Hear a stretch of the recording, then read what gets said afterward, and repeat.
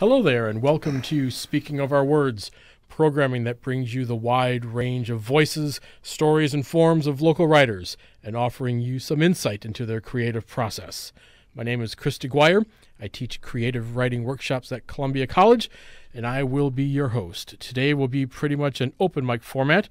We have several regulars on the show today, and we're going to start off with Ron Larson. Hello, Ron. Hi, Chris. Ron, what are you going to read for us today? So this is a autobiographical memoir, short story of an event that happened to me when I was in Syria a year and a half ago, summer 2013. So it's kind of a little short story of something that happened. All right, very good. Ron Larson, take it away. Okay. I have a propensity to go to conflict zones. Syria has been in the midst of a brutal civil war since 2011, when people rose up against the dictator Bashar al-Assad. In 2013, I decided to go there to see what was happening myself. I spent 2 weeks in the city of Aleppo during that summer.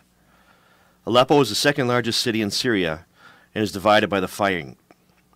I hired 2 fixers. Fixers are locals hired by reporters or aid workers to facilitate them in their work. They provide transportation, accommodations, access to subjects of stories, and security. If they are good, they know everybody and know how to make whatever their employer wants to happen, happen.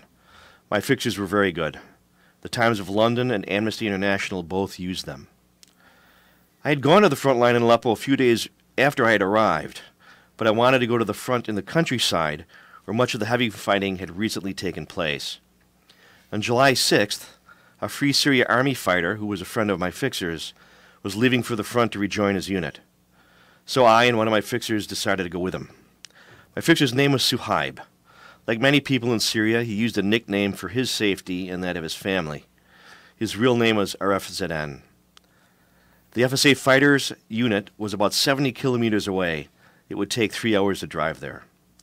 After more than 2 hours of driving, we stopped and picked up a wounded fighter on the side of the road and took him to a nearby medical clinic. At this point, I became aware that the FSA fighter was lost. Suhaib told me that the FSA fighter was asking people at the medical clinic where his unit was. The lines had shifted in the previous days. The medical staff gave him directions, and after some tea, we left. After a short distance, we were stopped at an underpass by a dozen armed men. I noticed an ISIS flag flying above the underpass. ISIS is the acronym for the Islamic State of Iraq and Syria. It now calls itself the Islamic State. The FSA fighter was driving. I was in the front passenger seat. Suhaib was in the back. After the car was stopped, a large, ugly man carrying an AK-47 leaned into my open passenger window and started talking with the FSA fighter. I expected to be waved through after a few words. This did not happen. The seconds turned into minutes. I could tell the conversation between the FSA fighter and the armed man was not going well. Then the man stepped back, and another bearded man, better dressed with a higher level of personal hygiene, looked into my window. Now Suhaib joined the conversation. I gave this new man my passport and cameras. I told him I was a journalist. He looked at my passport and unsuccessfully tried to take the lens cap off my camera. I don't know exactly what Suhaib and the FSA fighter were saying to the new man, but within a few minutes, Suhaib told me we needed to get out of the car. The FSA fighter drove through the checkpoint. I presumed he planned to return. Apparently, ISIS and the Free Syria Army shared this part of the front line. Who knew? Suhaib later told me that the second man was the commander of the checkpoint, and he was from Saudi Arabia. Suhaib knew him from Aleppo. After the FSA fighter left, I was left alone standing next to the big, ugly fighter again. After a few minutes, the ISIS commander and Suhaib approached me. We stood in the middle of the road. The ISIS commander on my left, a little to the front of me. Suhaib was directly in front of me. The ISIS commander apparently wanted to ask me a few questions. He spoke to Suhaib, who asked me the questions in English. The tone was more of a friendly interview than an interrogation. With Suhaib translating, the ISIS commander asked me, "Do you think of death?" I pretty calmly and intentionally acted nonchalant. I felt pretty calm and intentionally acted nonchalant. "Not much," I said casually. Then the commander asked me if I believed in God. I said, yes. The truth is, of course, I'm not really sure about this, but I knew better than to confess my agnosticism. I did not want to be considered an unbeliever. That could be very dangerous. So I said yes. Then the commander asked me if I knew when I would die. I said, no, I'm not God. I thought that was a good answer. He then asked me if I was a Christian. I'm not a Christian. I was raised Catholic, but had long ago rejected the idea that Jesus Christ was any different than you or me, or you and I. I knew from my experience in the Middle East, however, it is best to say you are a Christian. The vast majority of Muslims have no problem with Christians. When I said yes, I was a Christian, the ISIS commander went off. He started shaking his hand and saying, as Suhaib translated, that Christians were kafir, unbelievers, because the Trinity is false. There is only one God, not three. He saw the Trinity as a form of polytheism. I was surprised by this. I simply shook my head yes and said, I understand, as the commander railed against the falsity of the doctrine of the Trinity. Although I went to Catholic grade school and high school, I never really understood the Trinity and wasn't about to get into a debate about it with an ISIS commander. After a few moments, Suhaib and the commander moved to the side and talked some more. I was left with the big ugly man and the other dozen jihadi guards again. Within a few minutes, a man in a pickup truck drove up as I stood there. He had a fair complexion and a few days' growth of beard. He addressed me in English. He asked me who I was. I told him I was an American journalist. This place is very dangerous for you. You should leave. If I went any further, there were men who would kill me, he said. You know why? All Muslims hate America. Yes, I understand, I said. I told him that in Aleppo, Suhaib and I had told the more fundamentalist fighters that I was from Canada. He then said he was from Montreal. Parlez-vous français? I said. Oui, he replied, and he started speaking in French. Although I went from a B to a C to a D in 3 semesters of college French, I knew he was speaking French. I switched back to English. He again warned me to leave, that it was dangerous for me there. I said I understood. We shook hands. I wanted to take his picture and would have, but had not been given back my camera. That would not have been a smart thing to do. Suhaib later told me, when he was talking to the ISIS commander alone at the second time, the commander was very angry with him for bringing American journalists to the area. Apparently, we'd been stopped at the ISIS ammo dump checkpoint for that part of the front. Suhaib said the commander told him that if he, Suhaib, had not been there, the commander would have either killed me or taken me captive. Suhaib suggested to the commander that instead of killing me, he should invite me to convert to Islam. So that is what he did. Suhaib and the ISIS commander approached me again. Ronald, Suhaib said, listen to what the commander says and repeat it. Okay, I said. So in a repeat after me kind of way, the commander spoke a few words in Arabic and I repeated them in Arabic. At the time, I had no idea what I was saying. Later, Suhaib told me that it was what one says when one becomes a Muslim. I witnessed there is no God but God. I witnessed that Muhammad is the messenger of God, etc. The commander would say a few words, then I would repeat. I mangled the words, stopped a few times, somewhat embarrassed. The commander repeated the words. After a minute or two, I made it through. Then Suhaib said, Ronald, listen carefully to what the commander is going to say. Then the commander, in a kind of half-singing, half-chanting tone, spoke for a minute or two. I was later told it was a passage from the Quran. When the commander stopped, Suhaib asked me how I felt. I said, tell him he's saying beautifully. Suhaib and the commander went off again. I was left with the guards. After a short time, the FSA fighter returned.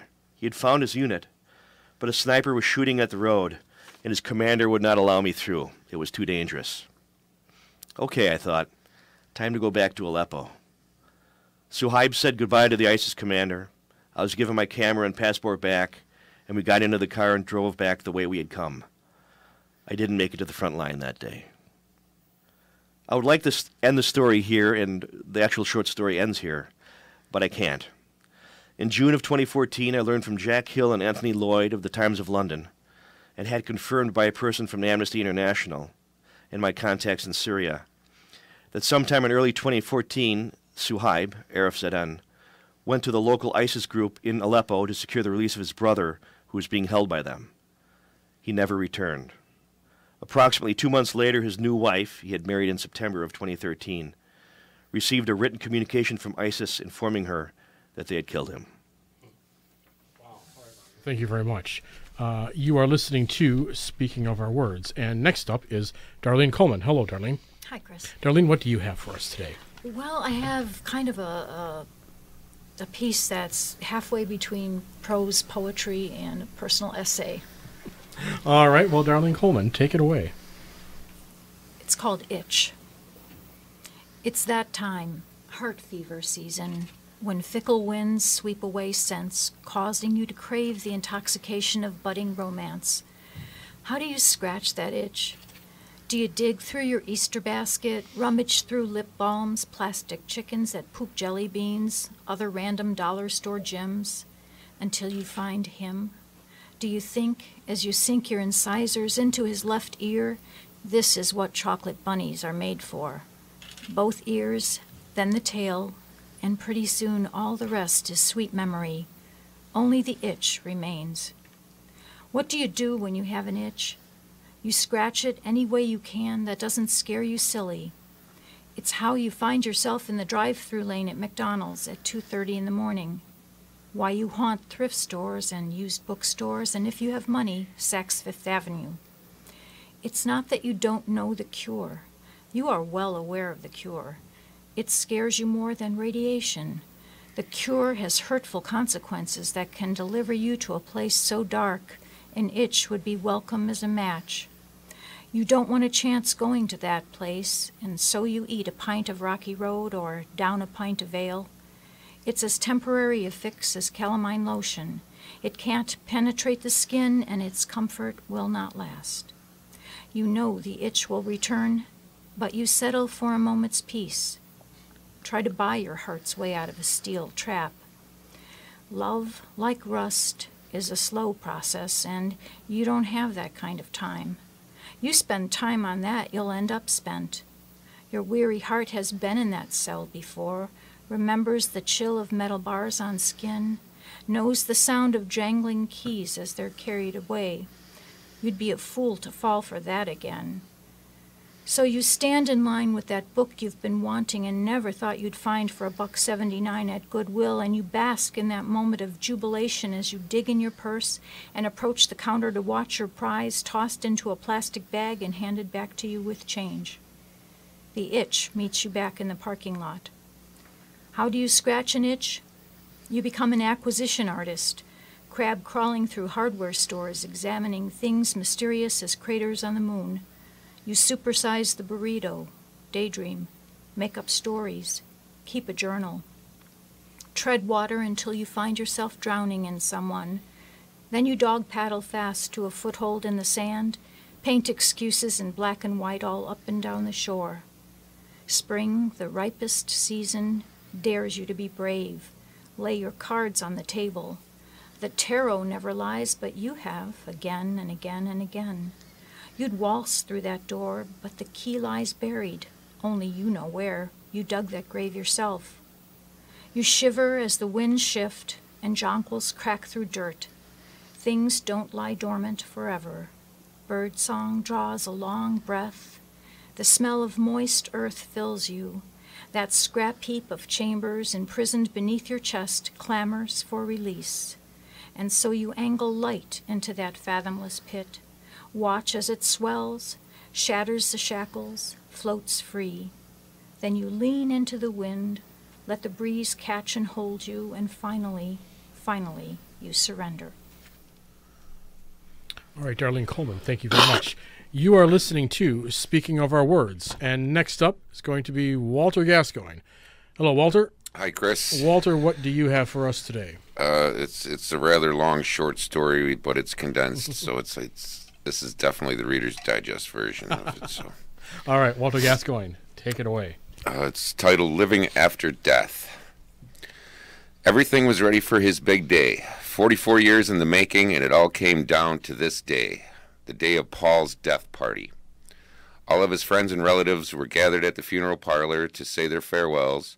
Food was plentiful, drinks were overflowing, and the stereo blared music. The conversations were cheerful as people talked about his life and how they had met Paul. His wife and children, aunts and uncles, nieces and nephews, cousins, along with co-workers, school buddies, and friends he had met over the years, all mingled about, chatting lightheartedly. There were pictures of him growing up attached to poster boards set at various tables. His first Christmas, his father taking him out for a fishing trip, the high school football team for which he had played. On other tables were more photos that showed his marriage, the birth and aging of his 4 children, the death day party of his parents, and the death day for his youngest son. They were all pictures of happy times. It was a prodigious society that made sure everyone had been as competent as possible before their passing. Even his 11-year-old had been a successful lawyer before his expiration day. Paul had accomplished every goal on the list assigned to him at his birth. Knowing when you were going to die made a person realize where their priorities lie.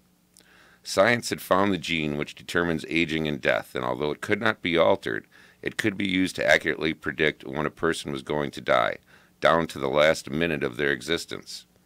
With advances in technology came a time of peace and prosperity. Diseases had all been eliminated, wars were no longer fought, and all the resources went towards the betterment of mankind. Once the expiration gene was discovered, every moment of one's life mattered.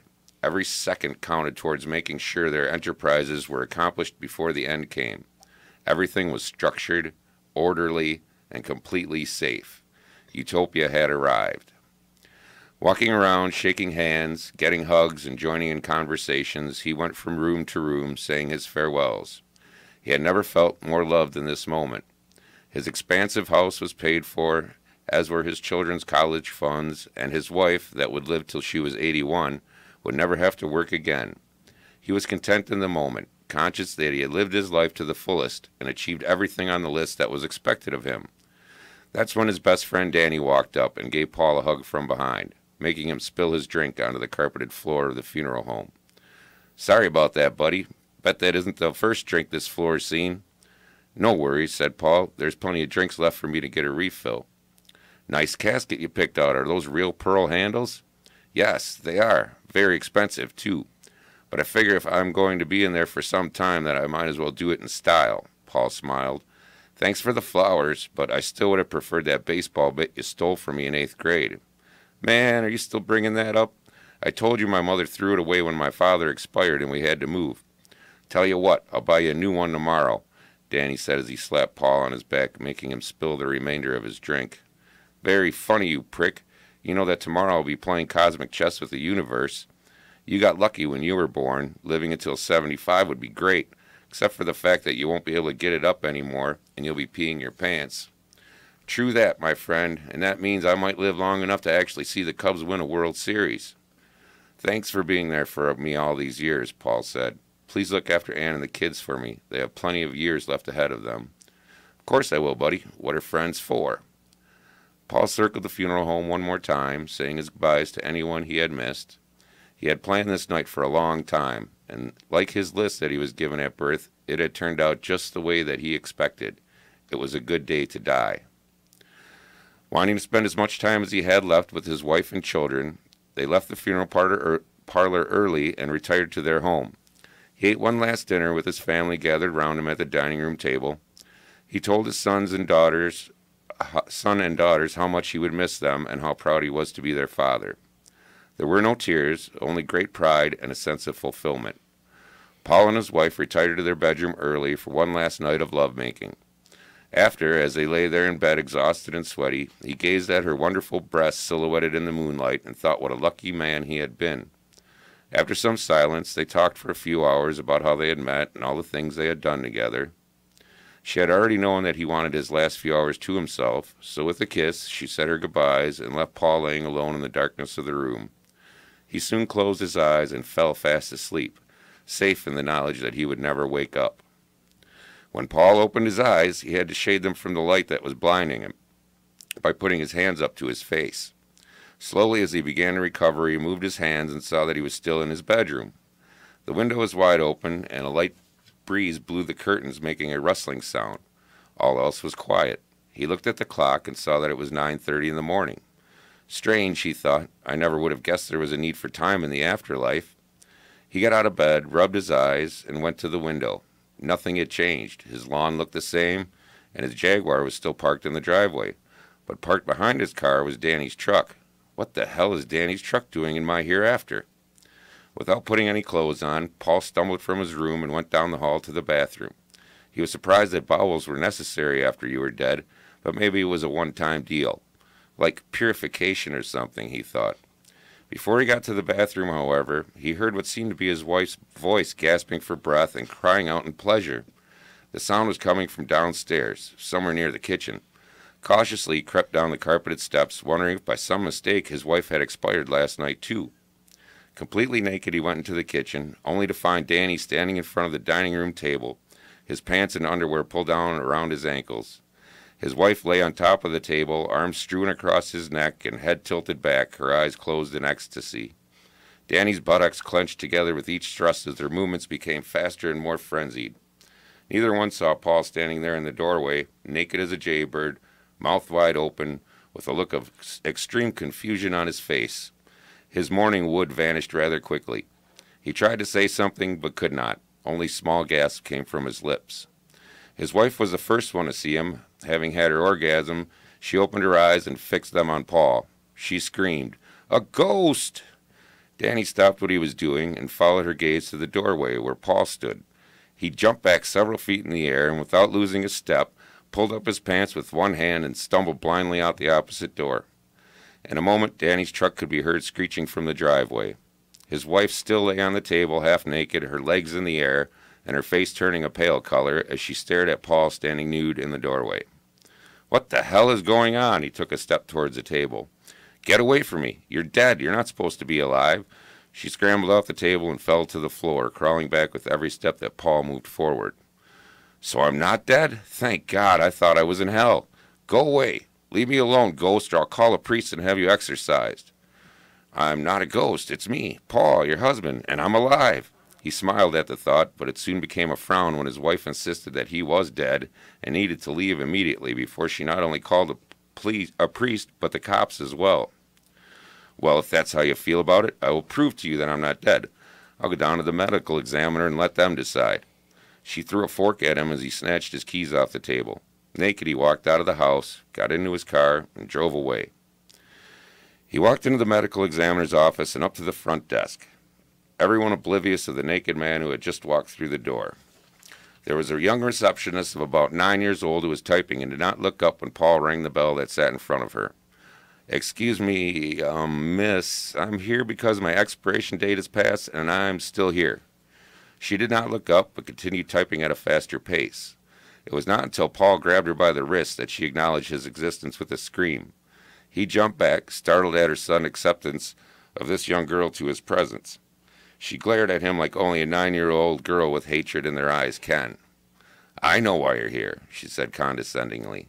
"We get your kind in here every once in a while. Besides, your wife already phoned us." She went back to her typing. "Now wait 1 minute here. I'm not dead. I'm very much alive, see?" He jumped up and down, penis bobbing with his movements. She continued typing without looking up and said, "No, sir, you are deceased. You just don't know it. We know it, and that's all that matters. Good day." No matter what Paul tried, no amount of coaxing would get her to assent to his questions, so he left, feeling sick to his stomach, not knowing if he was really alive or dead. It was raining, and he didn't know where he was going until he drove past the cemetery where he was to be interred. He turned around and drove through the gates, slowly winding his way through the narrow roads before stopping in front of his own grave. He went out into the rain, still naked, and walked over to the headstone. There was a hole that had been freshly dug, waiting for the casket they would inevitably bury. He looked at his name engraved into the marble, then over to his son's grave, which lay next to his, and wondered what his son would have been like if he was still living. The rain came down harder, and he was deep in thought, so he did not hear the young woman with an umbrella walk up behind him. A hand touched his shoulders. "You come here often?" Paul almost fell into the grave that had been dug for him. Turning around, he beheld a delicate-looking woman dressed in black, carrying an umbrella. "Sorry to have startled you. Your name is Paul, isn't it?" "Yes. How did you know?" "It was my shift to take watch. We knew you would end up here eventually. My name is Clara, and like you, I didn't expire when they said I would." "So there are others like us?" Paul questioned. "Many more. We found that being dead isn't all that bad. In fact, I don't believe I really started living until I expired."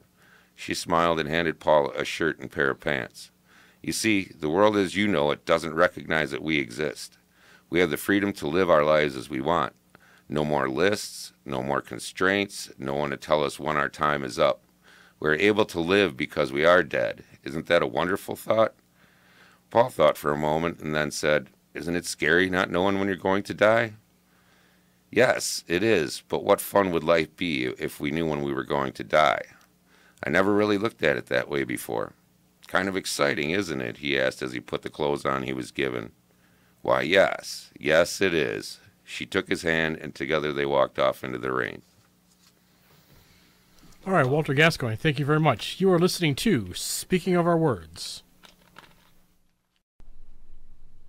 And next up is Jim Janus. Hello, Jim. Hi, Chris. Jim, what do you have for us today? This is the beginning of a short story. All right, Jim Janus, take it away. Above the dark entrance to the stairwell, the old man pulled the hanging string tied to the short chain of the lamp socket. The clear bulb's curled filament began to glow, and then brightened white. Invisible photons showered the walls of the narrow stairway, and the steps which led down to his workshop. The old man descended, and at the bottom he stepped into an unfinished room. 2x4s stood from floor to ceiling, with space between them for anyone to walk through. There he slid a gray steel chair from the wooden desk, and sat before a large, finished wood housing of a radio. His finger moved below a toggle switch, and flipped it up with a click which was absolute, a click which flowed power through the tubes and wires and components inside. Around the center dial, numbers of frequencies glowed orange. The old man reached for a pair of headphones. With both hands he pulled the cups apart and fitted the band over the top of his head, fitted the cups around his ears. He pulled forward a tall chrome microphone and turned the radio's center dial clockwise, then counterclockwise. He spoke, "This is Waukegan 1 calling Mars Station. Come in, Mars Station." Above the man's desk, covering a portion of the gray cinder block wall, hung a comic book-type poster, a scene from beyond Earth. It showed the horizon curve of a red planet against a background of black. Above the red world, a rocket, vertical and football-shaped, hovered on the lift from delta-shaped thrusters that spewed flames of orange and yellow. A human in a blue spacesuit and white helmet stepped back, his mouth open in surprise. He pointed a bulbous laser gun at a giant and green, three-eyed being.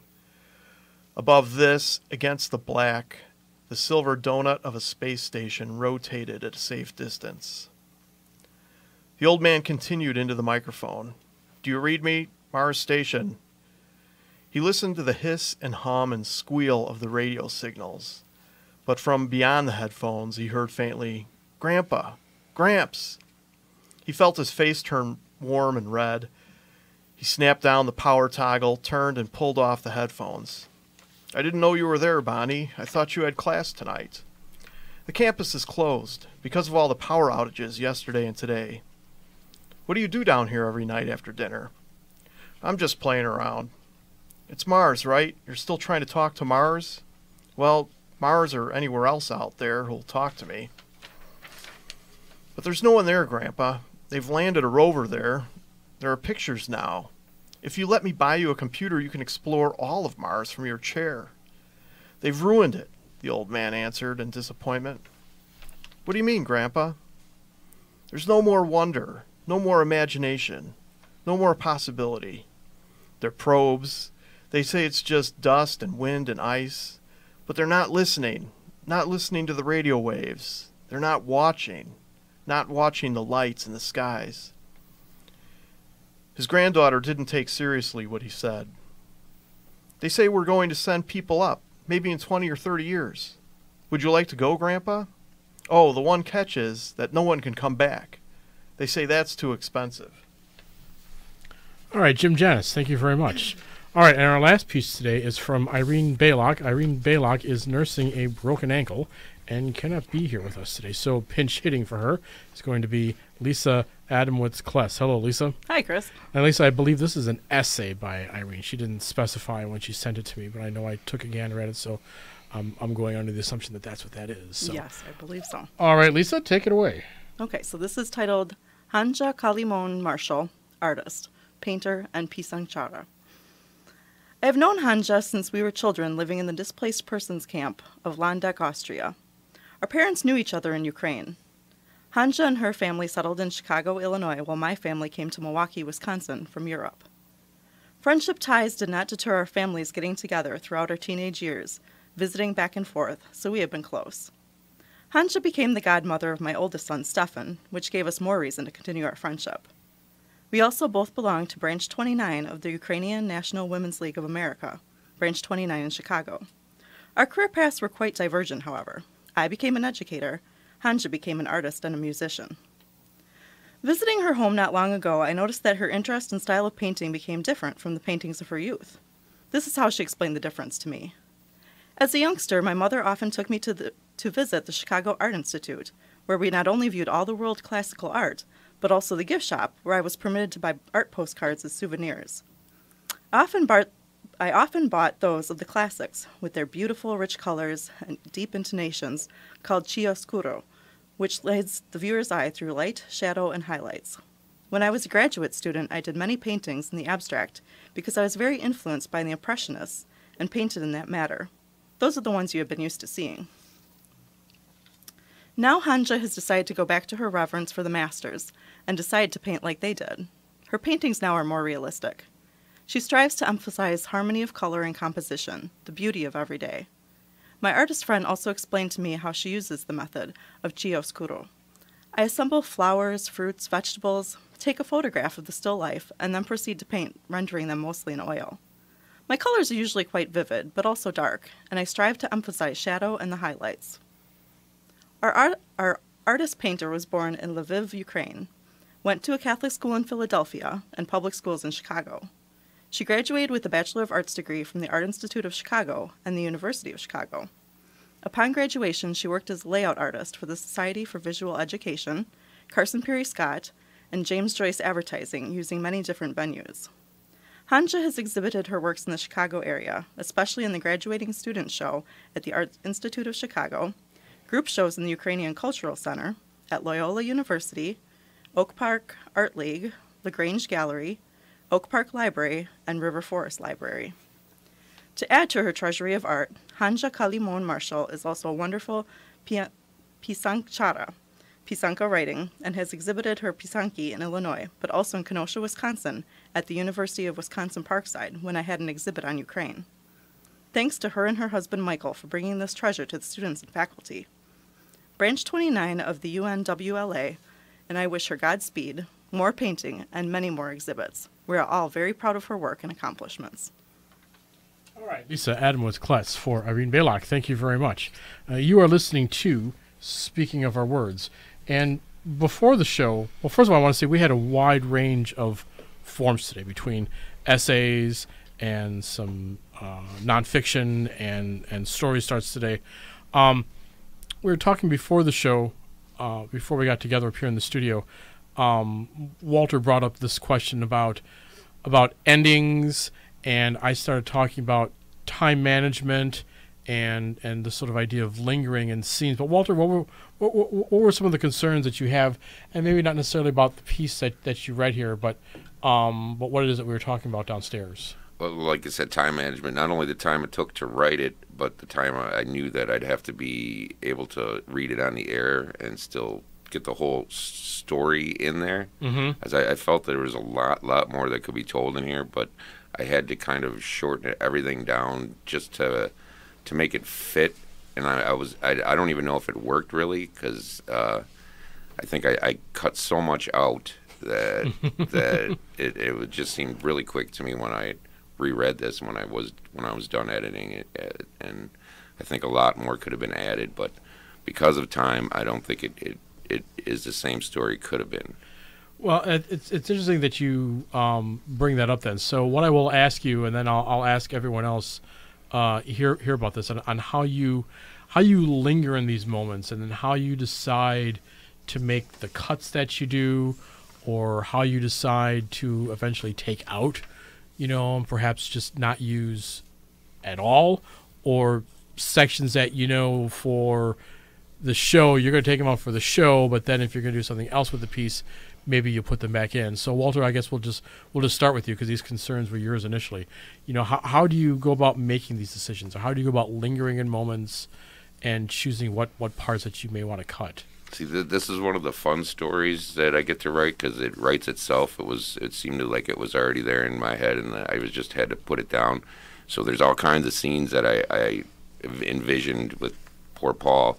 Yeah, there was a cop scene that I didn't add that would have been rather funny, and a lot more about how things worked into the future and how things are in his world that I just I couldn't add that.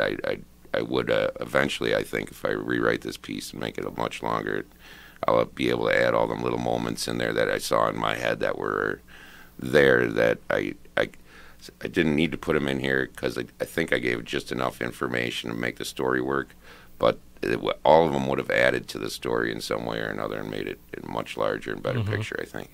Yeah, I think the story made sense, Well, how do you go about that, like in other pieces you work on, when you know that you don't have, because sometimes when we have the show here, we have like a word count or, a sort of a time frame you'd like to be in to accommodate, all the people we're going to have here read, But if you don't have those types of restrictions, how have you in the past gone about that?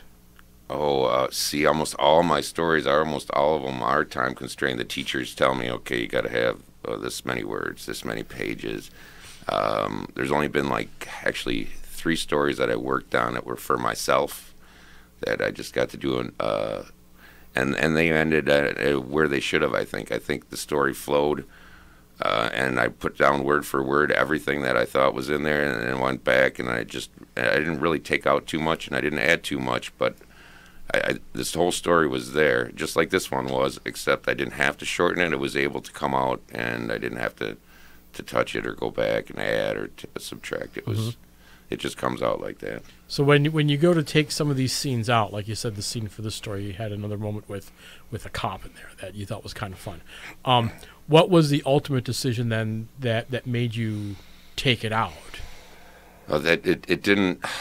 It didn't add. It added to the story in that it gave it more humor, but it didn't add any really more information that the reader or the listener would have needed to know to continue on and get the gist of the story. But it definitely would have been funny. But I had to cut some of the humor down to make sure the rest of the story got in there. That's one thing that I've had teachers in the past and in other programs that I was in as a student, were this idea of cutting towards movement, but then you sometimes have these things that are fun, that maybe they don't add anything to the story overall, but you just like them and you want to have them in there. We're probably going to come back to you in a moment, Walter, but Ron, I'm interested in how you approach this idea of sort of time management or lingering in some of these moments or cutting some of these moments. Now, I know you write mostly the nonfiction, but how do you approach how much you're going to tell or how much you're not going to tell? Right, like you say, I mean, sometimes we're given kind of limitations by others, right? And in this case, we kind of have, theoretically it's a 1,000-word limit, whatever, maybe, I went over that. So like this, what I read today was about 1,700 words. The original story is about, I should know this, it's about 4,000. And now this is a story that I, told verbally as a story at the storytelling thing a month or two ago. And, we kind of talked about this in last month's show, that taking my story and then converting it into a 10-minute story was a real exercise in, cutting and discipline, right? And the same thing here is like, oh my gosh, I've got this, several 1,000-word story that I can only have 1,000 words or maybe 1,500, whatever. So, right, what do you cut and what, so what ended up getting cut, from the original story when I told it and what ended up getting cut now was basically a lot of the context, like, oh, the Syrian civil war and Aleppo and the different groups that are fighting each other and who are they, and the kind of the reality of like life in Aleppo, the reality of my my situation there, like all that basically kind of got cut, and you had to focus on the most essential thing, which is what happened at the checkpoint. You know what I mean? So, right. So what it does, it forces you to kind of identify, well, what is the most important thing here? Mm-hmm. Yeah, it gets you to find out where the actual moment of story is at. I remember as a student, and this is still a limit that we impose on open mics at school, unless you're a featured reader or something along those lines, it's a 2-page limit. And we get a lot of students who will just freak out and say, well, how can I tell this whole story in just 2 pages? Where do I cut? And I know the approach that I always took was, if I had like this scene that I wanted to read, it forced me to find the meat of it. So I wasn't going to read, a paragraph and then, cut half a page and then get to the next thing, to keep the story, moving forward as much as possible. But, to find that moment that at least I felt as a writer was going to be the most engaging. And, it always, we'd sneak in a few lines here or half a page there. Usually I was in charge of those readings as well. So if someone had an extra half a page, I'm, fine, sneak that in there. But again, I think it does force you to get to the meat of it and to find out where the actual story, even the story within that moment where that is. Jim, how do you approach it? I know, Jim, you write all sorts of things. Right. So when you said that 2-page limit, I experienced that a year ago when I wrote for the Waukegan Public Library's creative contest. That was a 2-page limit. That's really short. My process currently is I do a lot of journaling, so I come up with an idea and do a lot of journaling, and then I get to the point where I say, okay, I've journaled enough, now it's time to start typing in. And so I've got, so in that example of the creative contest story, I had way more than 2 pages of material. I think, like you said, I kind of identified where the story was and then kind of put that starting point and then filled in around it. This piece that I read today is the beginning of, so this is an annual contest that the Waukegan Public Library hosts. This year the page limit is 4 pages. So I'm doing the same process where I'm doing journaling. I have an idea of who my main character is, this old man in this part, and I have an idea of what kind of the guts of the story is going to be. I have an idea of the ending. And today was my first shot at actually going from my notes to doing just kind of a first attempt. Mm-hmm. And I think my final product's going to be different than this. It'll have some of the same elements, but so this is part of my process, is taking a first shot at it. Mm-hmm. I know when I'm working on a scene myself, because normally I'm writing novels, but now and then I'll crank out the short story. I personally really enjoy lingering in scenes, and I don't necessarily have scenes move very fast. And in my first drafts, which I'm usually not too fond of, it seems to sometimes take me a while to actually get to the moment that I want to tell. I know one of the activities we do in our classes, when we have the students actually do some writing in the classes, it's an activity called Take a Place, and we have them start with whatever it is that they want to work on that day, to start with the moment of action, whatever that happens to be, and not necessarily worry about the setup or how the characters got there. And those are all things that, we allow them to do on their own when they take the piece home to work on for the following week. And a lot of times students find out that all this stuff that they thought that they needed to set the piece up are now no longer necessary. They might be fun, or there might be a piece, like you were talking about, Walter, this idea that, for us as the storyteller and the author is fun, but maybe now it's not, it's not needed anymore. Lisa, what is your take on this, when you're working on stuff?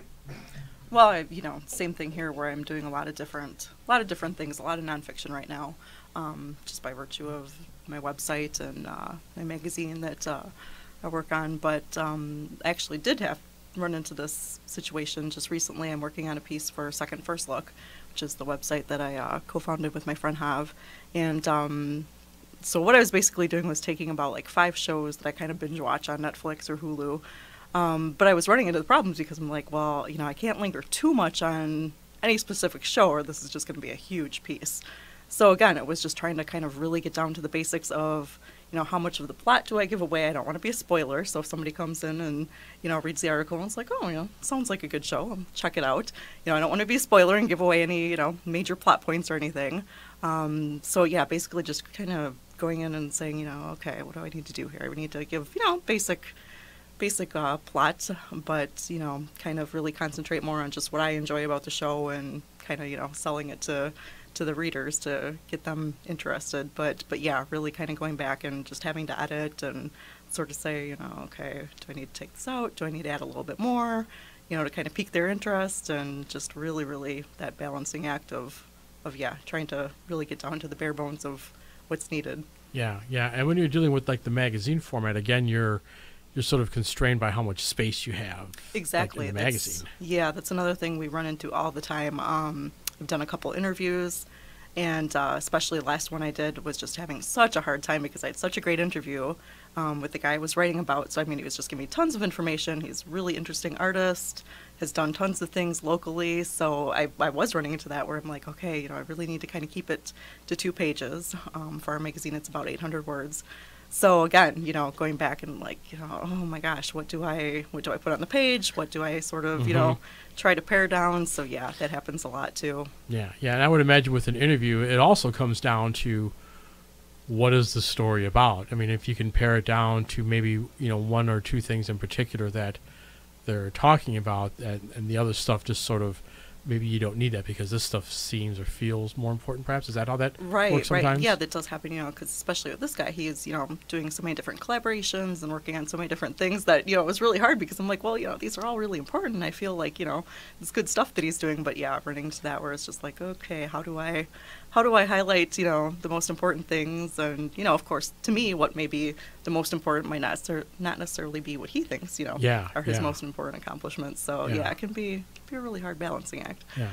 Interesting. Ron, you had a comment. Well, we'll swing the microphone around to Darleen. I want. Well, I just want to say that's where you make part 1 and part 2. And part 3. Exactly. So that's my solution. Yeah, I think it'll continue to be continued in next month's issue. Exactly. Yeah. sort of like a cliffhanger, as it were. So, Darleen, I know you write a lot of you write poetry, you write prose, you write shorts, you write longer short stories.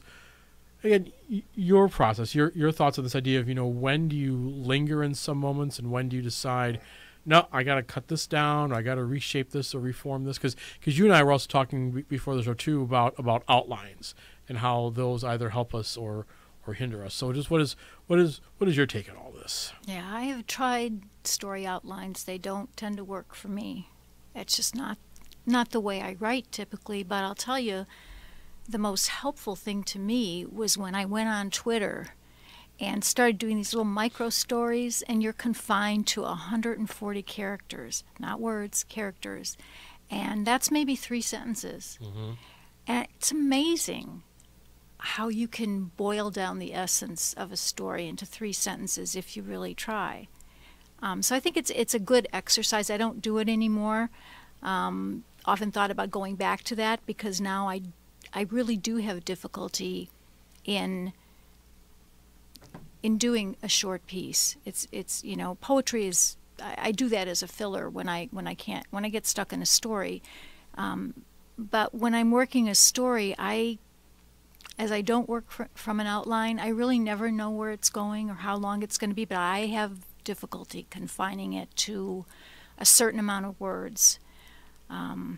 So I think it's a good thing. Go on Twitter, open up your Twitter account and start doing micro stories. It does help. Mm-hmm. I know I would totally fail at Twitter because even my chapter titles are more than 140 characters sometimes.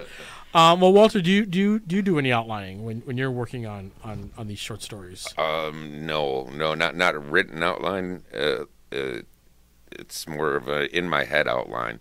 The story either starts from the beginning or the end or an idea, and from either one of them 3 points, the rest of the story comes together. And usually it's not done until I write it, and as I'm writing it, that's when it happens, because the story tells me what to put in next. Mm-hmm. But what you were just saying reminded me of how to boil it down to the essence. What's that poem? It's for sale, baby shoes for sale, never used. And I always think of that every time I think of something boiled down. If I could say something in one sentence or two sentences that could have some meaning, real meaning, I always think back to that little poem. And if I could make even two of my sentences out of all the ones that I put in there together, that good, where that much meaning is in just that one or two sentences, then I know I did really good. I know this idea of like this sort of element of surprise, I think, is what we're getting at. This idea of how outlines don't always necessarily help. I mean, I think they do at some point, you know, in the project. You know, I have a number of students who say they like to outline, and once they start writing the thing out and they realize the thing all of a sudden isn't following their outline, so they give up. You know, well, the outline's screwed, so I can't do this anymore. And you would be amazed that happens a lot, which just really surprised me. And I think in my early writing days, that would have probably been a philosophy that I would have thought, well, I've got this great idea for a story. Here's the outline. It's going to start here, go here, and end here. And then all of a sudden I start writing it and realize that, no, I now need this to happen. And, you know, instead of just making any other sort of adjustments to it, I just probably, you know, I know there were several projects that I gave up on. But I like this idea, it's something we work on in the program at Columbia, this idea of, you know, allowing yourself to be open to the surprising things that can happen, even if you are going to work on an outline. I know in my novel drafts, I don't necessarily make any outlines until I've got some sort of a working first draft, and then I know then that I still have the freedom to change it as I want to, because it's not like I'm getting the thing published tomorrow. You know, if it's not working out, then I will fix it to where at least I'm more engaged in it. These are pretty good topics to talk about, things to think about, these things that help us all out with our process. We all have our own individual processes as we approach the writing, and even though there's a bunch of different processes here in the studio, there are a lot of things that between us all are the same. We're all dealing with the same sort of issues. So that is our show for today. Before we go, I want to bring back Lisa Adamowicz Kless, who is president of the Kenosha Writers Guild. And Lisa, if someone wants to join the Kenosha Writers Guild, what do they need to do? Well, we're a free group. We don't charge any dues or any other thing for our meetings or workshops, special events that we do. So we just encourage you to come on down to a meeting and check out our group. We meet every second and third Thursday of the month, and right now we're at Carthage College in Kenosha. And the third Thursday is the regular open meeting, so if people just want to come in and hear stories or bring their own work, they can do that. And yes, exactly. And the second Thursday usually consists of various workshops or in-depth critiques, all sorts of fun things. Right, exactly. And both meetings are at 6:30 p.m. All right, very good. All right, so if you are interested in coming to one of our meetings, please visit us on our website, thekenosha-writersguild.com. Please come to one of our meetings, and feel free to visit our Facebook page for this show, Speaking of Our Words. If you want to leave a comment on our Facebook page or YouTube, please do that. Thank you very much to all of our guests today, Ron Larson, Darleen Coleman, Walter Gascoigne, Jim Janus, Irene Baylock, and Lisa Adamowicz Kless. This is Chris DeGuire, and the world needs your stories. We will see you again. Thank you for listening.